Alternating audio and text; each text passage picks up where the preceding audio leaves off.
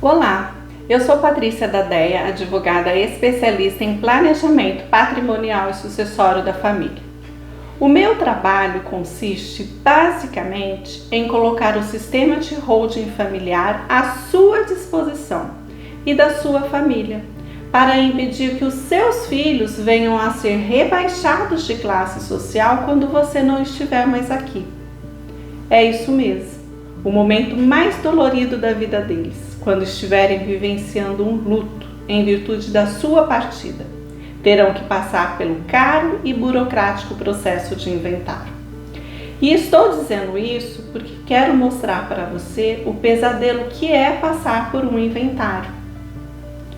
E quando falo de pesadelo, não estou me referindo aos conflitos e brigas entre herdeiros. Ao contrário, estou me referindo ao quão caro e oneroso é o processo de inventário. E falo com propriedade, pois já passei por alguns inventários na minha família. Já estive na posição de herdeira.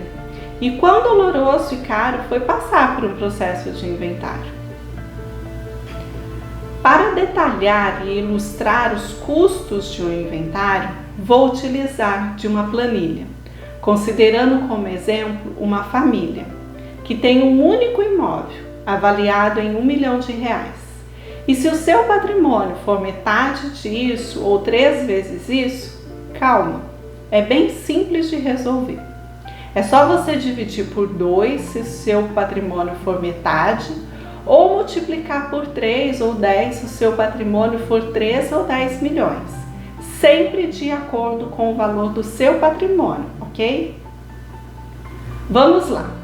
Vou dividir a minha tela para compartilhar a planilha e aí você acompanha o preenchimento passo a passo. Nesta planilha, irei discriminar cada um dos gastos envolvidos no inventário. Mas antes de falar dos gastos, para você ter noção de quanto um dia seu filho vai ter que arcar, vamos entender quais são as bases de cálculo que se levam em consideração para a apuração desses valores, tanto no inventário, tanto quanto quando compararmos no sistema de holding. No inventário, o valor a ser considerado como base de cálculo é o valor atual do bem, quanto ele vale hoje. No caso aqui do nosso exemplo, nós consideramos e avaliamos esse imóvel em R$1 milhão. E aqui esse bem ele foi adquirido pelo valor de R$300 mil. O valor de aquisição do bem é aquele lançado lá na declaração do imposto de renda da pessoa física. Sabe aquele valor que você compra o imóvel e aí você lança no seu imposto de renda e cada ano você repete o valor na sua declaração? É esse. É importante você entender essa diferença entre o valor de mercado e o valor de aquisição, porque nós vamos tratar dela mais lá na frente nesta planilha.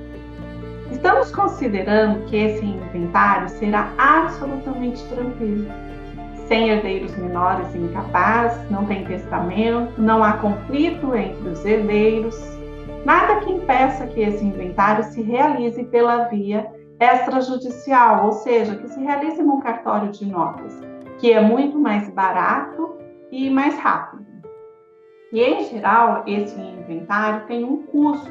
Então, nós vamos passar agora aqui para as despesas. Então, os emolumentos de cartório aqui no estado de São Paulo gira em torno de 5%. Vou passar aqui agora, vocês vão acompanhando aí. 5% do valor de mercado. Então, aqui representa o valor de R$5 mil. No caso de inventário, nós não temos despesa conjunta comercial, também não tem ITBI, que é o Imposto de Transmissão de Bens Imóveis, uma incidência, mas o seu filho vai ter que tirar um conjunto de certidões, que estimamos aqui um custo de algo em torno de R$2 mil, que são as certidões de nascimento, casamento, certidão do imóvel, certidão de inexistência de testamento. Logicamente que cada certidão dessa tem um custo, então nós fizemos aqui uma estimativa de algo em torno de R$2 mil. E depois de feita a escritura pública de inventário, ele vai precisar passar esse bem imóvel para o nome dele. Então, ele vai ter um gasto aqui com o cartório de registro de imóvel, que gira em torno também de 5% sobre o valor do imóvel, que aqui representa também, equivale ao valor de R$5.000. E também vai incidir o imposto da morte, que aqui no estado de São Paulo chamamos de ITCMD, Imposto de Transmissão Causa-Morte, com alíquota de 4%. Então, aqui, só de imposto, vai ser R$40.000. Existe um projeto de lei tramitando que aumenta o valor dessa alíquota de 4% para 8%. Então, é algo a se pensar aqui também com relação a esse aumento, cada vez mais aumento da despesa. Com relação ao advogado, vou dar um exemplo aqui do meu escritório, que trabalha com a tabela da OAB. A gente tem uma tabela que estabelece os valores mínimos. Nós, por uma questão ética, respeitamos essa tabela, que estabelece um percentual de 8% sobre o valor real do quinhão dos herdeiros. Então, aqui, como a gente está fazendo um inventário de todos, seria 8% do valor total do bem. Se houver litígio, esse percentual de 8% pode chegar até 12%. Isso de acordo com a tabela, tá? Porque nós temos que respeitar também que cada profissional atribui o valor que lhe atenda, né? Então, a gente tem que respeitar os colegas. Contador assistente, não temos aqui no caso de inventário, não precisa, se é desnecessário. Bom, moral da história, gente. Esse inventário custa para o seu filho o valor de R$132.000, considerando apenas um único bem, que foi inventariado e que um dia foi adquirido pelo valor de R$300.000. Então, olha só, o bem foi adquirido por R$300.000 e só de despesas com inventário, algo em torno de R$132.000. O pior é que essa despesa ainda tem que ser paga à vista. O imposto de transmissão causa-mortes tem prazo para ser recolhido, sob pena de multa, de encargos, e é pesado esses encargos. E acontece que nem sempre o seu filho tem disponibilidade financeira para arcar com essas despesas. E por isso é comum os herdeiros decidir pela venda do imóvel para custear as despesas do inventário. Então, a solução aqui seria venda do imóvel. Opa! Assim, vou trabalhar. Vender. Vamos colocar diferente, senão não vai dar espaço. Vender o imóvel. E quando a gente fala em venda de imóvel de processo que está em inventário, ainda tem aquela situação de que, por mais que seja em cartório de notas, que a gente sabe que é mais rápido, existem riscos. E quem está disposto a passar por riscos, esperar um tempo para poder ter o imóvel para si, é somente o investidor. E o investidor, quando ele adquire com um valor abaixo de mercado, né? Nós sabemos disso. Então, aqui nós estamos falando de uma venda de um imóvel com deságio.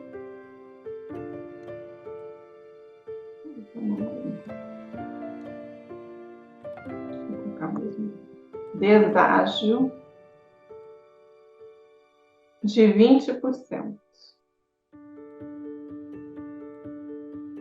Então, o valor do bem, R$1 milhão. Se eu for vender o imóvel que está sendo inventariado com deságio, ele vai ser vendido por R$800.000. Essa é a nossa realidade. E quando a gente fala em venda de imóvel, tem que fazer recolhimento de imposto de renda sobre o ganho de capital. Existe esse imposto também. E o que vem a ser esse imposto? O imóvel foi vendido por 800 mil, mas ele foi adquirido por 300. Então, o ganho de capital ele é pago sobre 15% sobre a diferença. Então, neste caso aqui, imposto de renda sobre ganho capital, 15% sobre diferença. Que aqui vai dar o valor de R$75 mil de ganho de capital. Então, inicialmente, tinha um custo de inventário de 132 mil. Isso era a despesa. Mas nós temos que considerar que precisou vender, senão não teria como arcar com essa despesa.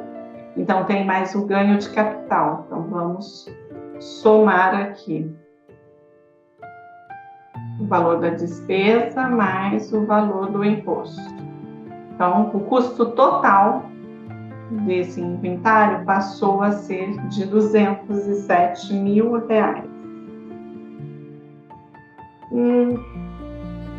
Aí vamos considerar que o imóvel foi vendido por 800, seu filho teve uma despesa então de 207, despesa total.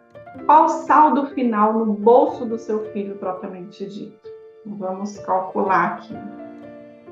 É o valor da venda menos o custo total das despesas. Ou seja, o saldo final no bolso do seu filho foi de R$593 mil. Com esse valor, o seu filho não consegue adquirir outro imóvel no bairro que vocês moravam. Então, olha a dificuldade que é quando tem que passar por um processo de inventário. A perda que ocorre, e quando a gente fala de mudança de classe social, que o seu filho vai ser rebaixado de classe social, é isso aqui. O custo com as despesas do inventário são tão elevadas que a perda patrimonial aqui do seu filho representa o valor, aí a gente tem que considerar o valor da avaliação, R$1 milhão, menos o saldo final. Então, a perda patrimonial do seu filho é de R$407 mil. Esse é o tamanho do rombo que o inventário causa. Até 40% de perda. Gente, é muita coisa. Então, esses números são os números que a grande maioria do povo brasileiro desconhece, mas que você agora tem total consciência. Agora que você entendeu o rombo que o inventário pode causar na sua família, vou te explicar o que é uma holding familiar e como ela funciona. Então vamos lá. Holding familiar não é uma empresa, é um sistema, onde você poderá escolher o modelo que melhor atenda às particularidades e às necessidades da sua família. E esse sistema poderá ter uma ou mais empresas, mais de um CNPJ, tudo a depender da complexidade do tamanho do seu patrimônio. Num primeiro momento, nós aqui do time Holding Brasil denominamos essa empresa de célula cofre, na qual você trará todos os seus bens para dentro dessa empresa, que foi criada com o objetivo de guardar, proteger e gerenciar o patrimônio da sua família. No próximo passo, após a célula cofre criada, você irá fazer a doação das cotas sociais para os seus filhos. Mas essa não é uma doação comum, não é aquela doação em vida com reserva de usufruto. Nessa doação, você mantém o total controle e autonomia em relação ao bem. Você se mantém na administração e no controle dos bens. Na verdade, essa doação só acontece no papel. Funciona como um sistema de gatilho, que só será disparado no dia em que você não estiver mais aqui. E neste momento, os seus filhos terão domínio na integralidade do patrimônio. Antes disso, não terão nenhuma participação ou influência na decisão da célula cofre ou mesmo dos bens que estão dentro dela.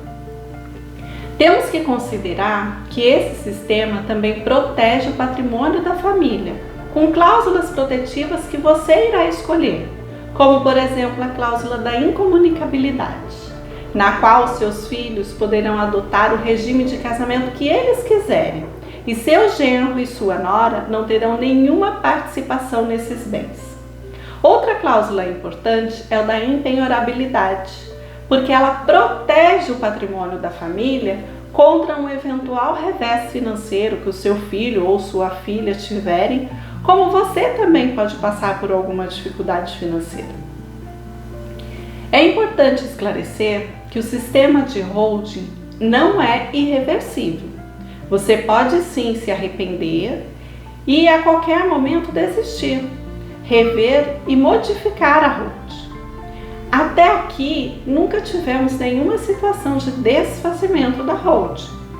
O que é comum é fazer alterações com redistribuição do patrimônio, porque muitas das vezes sobrevém um filho. Isso é perfeitamente possível e lícito. Bom, como você já entendeu como funciona a holding familiar, vou te mostrar outro benefício com a constituição da holding, que é o benefício financeiro.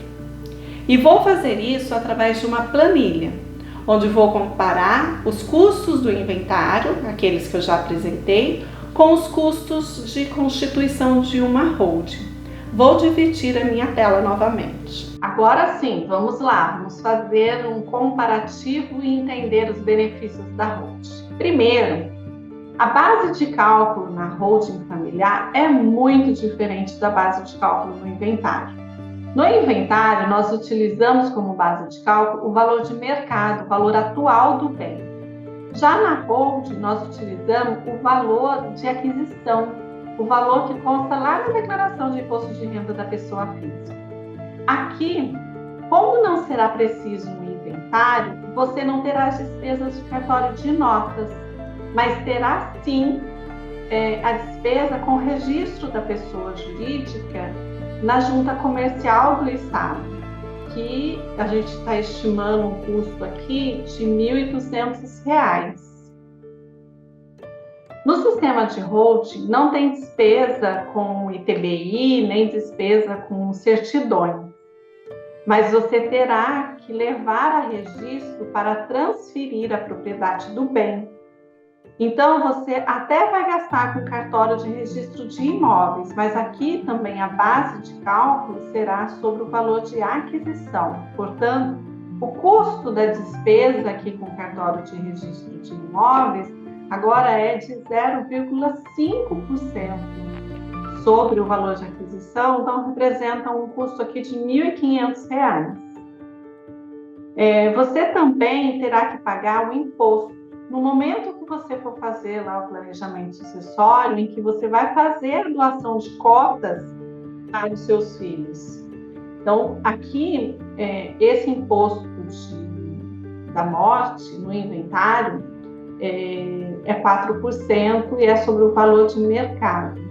Na doação, então, o imposto de transmissão causa-morte e doação, ele também é de 4%, só que na holding a gente está calculando sobre o valor de aquisição, então reduz bastante o valor do imposto.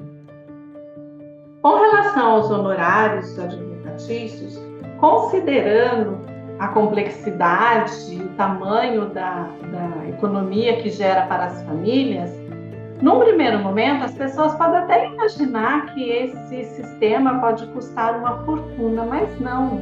Como é um serviço que é possível entregar para muitas famílias e estamos lidando com um cliente que está vivo e que deseja uma solução, o custo pode ser bem acessível a muitas famílias. E num exemplo como este aqui, que é o único patrimônio, o único imóvel, Eu estou orçando aqui os honorários em R$ 20.000, tá? Logicamente que a gente respeita os colegas que cobram um valor diferente para mais ou para menos, mas assim, cada um atribui o seu valor, né? Agora é certo que estamos falando de um sistema onde temos uma pessoa jurídica constituída e que gerará sim uma despesa com um contador assistente para cuidar da manutenção do CNPJ, cumprir as obrigações acessórias de apresentação das declarações, que gira um custo aqui em torno de R$ 1.500. Só que esse valor é pago anualmente. Então, veja bem, olha o valor que totalizou as despesas para a constituição do sistema de holding. Neste exemplo de um único imóvel, R$ 36.200. Aqui você não precisa vender nada, eu até coloquei aqui, ó, na holding não precisa vender nada, porque não estamos falando de uma despesa absurda, essa despesa cabe no bolso dessa família, sem contar que dá para fazer uma programação de pagamento. Dá para fazer um parcelamento com relação aos honorários do advogado, com relação ao imposto, esse sim tem que fazer uma única vez, porém você pode planejar, diferente do inventário, que tem prazo para pagamento sob pena de multa dos encargos. Então vamos considerar aqui que dá para fazer com calma, dentro do fluxo de orçamento da família, sem ter que vender nada. Agora eu vou apurar a diferença que temos aqui com relação à despesa do inventário. Então, vou calcular aqui, ó, a despesa do inventário menos a despesa custo da holding. R$ 170.800 de diferença. E isso corresponde, então, a um percentual de 17%. Daquilo que você gastaria com um inventário. Isso é muito baixo da holding, né? Essa é a verdade. Bom, aqui no final, quando vamos considerar o saldo final, continua sendo o valor de R$ 1 milhão. Por quê? Porque a família não precisou vender nada.